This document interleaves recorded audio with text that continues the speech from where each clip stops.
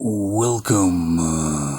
This is a busy day for me. I just found 2 more news stories that I think you guys may be interested in. I know I was. One is about a female who hired a 17-year-old teenager to kill her ex-husband, obviously for financial reasons and child custody. And I guess he was shot 9 times, but still survived. How lucky was he?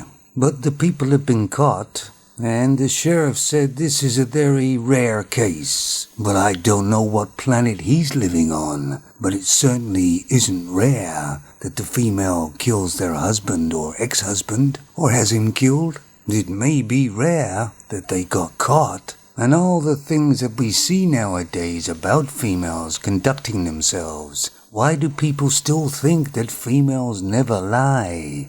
Hell, they lie all the time. They're deceitful. They always have been. But of course, everybody lies. But I believe females lie more than most because they get away with it. But I don't believe they're fantastic liars or expert liars because they're easy to find out if you check. But most people just don't check, do they? And that's why they're not so careful about their lies, because nobody checks.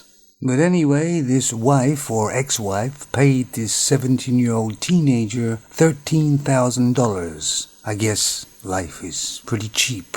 Maybe $13,000 when you're 17 seems a lot of money. Well, he's got plenty of time to think about how to spend it now, hasn't he? And although the female was the instigator of the whole thing and the mastermind, she'll probably get less jail time. But I've sat down and talked with really honest females, which are rare, but they do exist. And they agree with me that females lie all the time because they can, and they get away with it.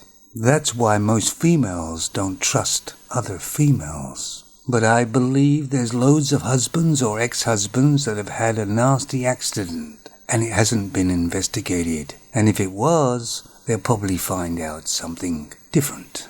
But anyway, let's go to India now for the next story. This Indian guy was having an argument with his wife, and he was accusing her of having sex or an affair with the neighbor. And I guess they take that quite seriously in India. So I guess he had something big and sharp, and he cut his wife's head off, and then carried it down the street with his weapon over his shoulder and went to the police station and surrendered with his wife's head in his hands.